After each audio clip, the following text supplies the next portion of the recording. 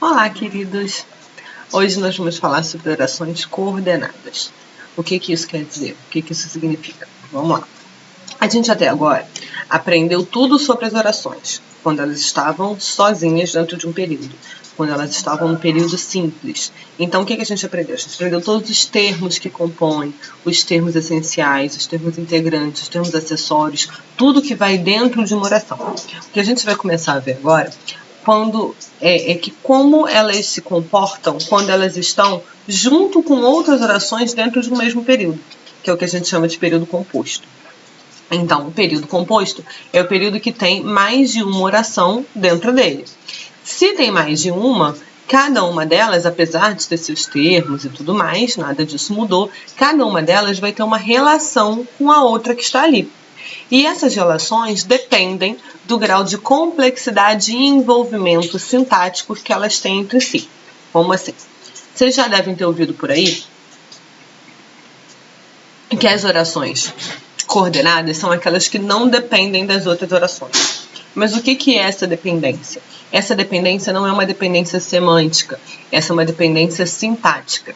As orações coordenadas são aquelas que estão livres, soltas e plenas para viver independentemente sintaticamente das outras que estão ali. As orações subordinadas, elas vão depender sintaticamente. Como assim? Quando a gente chegar nas orações subordinadas, a gente vai observar que elas funcionam como uma é termo da outra. Por exemplo, uma vai ser sujeito da outra, vai ser uma adjunto adverbial da outra, uma oração inteira funcionando como adjunto adverbial da outra oração. Isso é dependência sintática.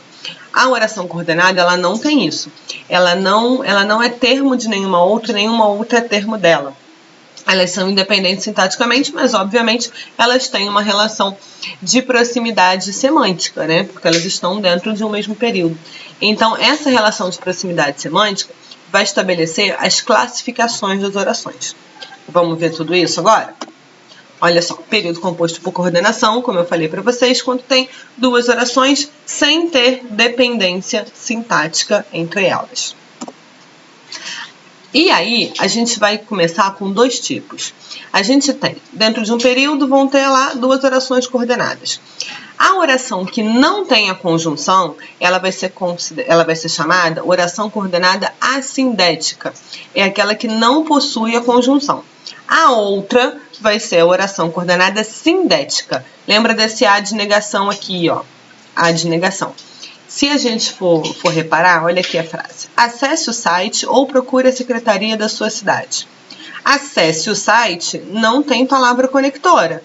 Ela é a oração assindética.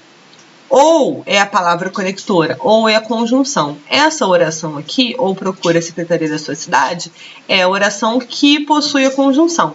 Então, ela vai ser a oração coordenada sindética. Tudo bem? Tranquilo?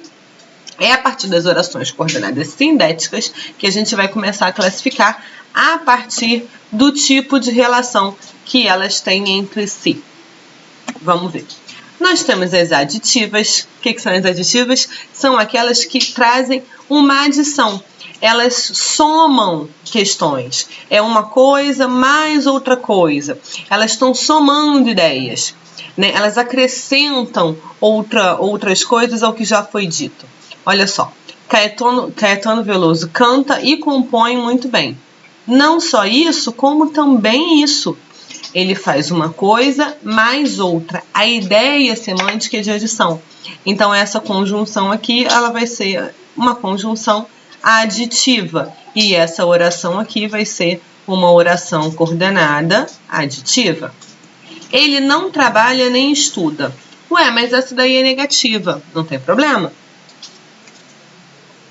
Eu também estou somando duas ideias negativas.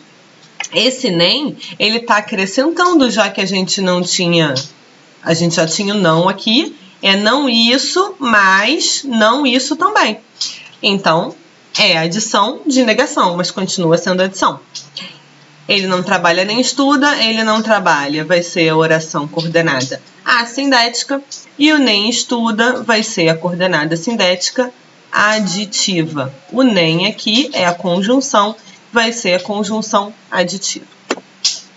A gente tem as adversativas, que são aquelas que trazem uma oposição.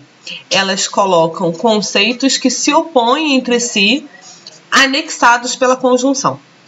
Olha só, o time jogou muito bem, entretanto não conseguiu a vitória. O entretanto, ele está fazendo a ponte entre uma ideia que ele caminharia para um lado, mas caminhou pelo outro.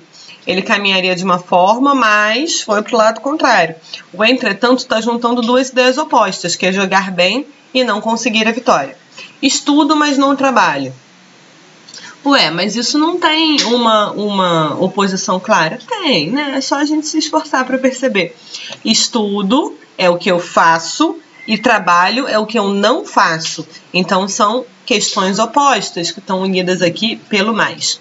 A gente já conversou isso em sala de aula, mas é sempre legal lembrar que nas orações adversativas, o que tem a maior importância é o que vem depois da conjunção.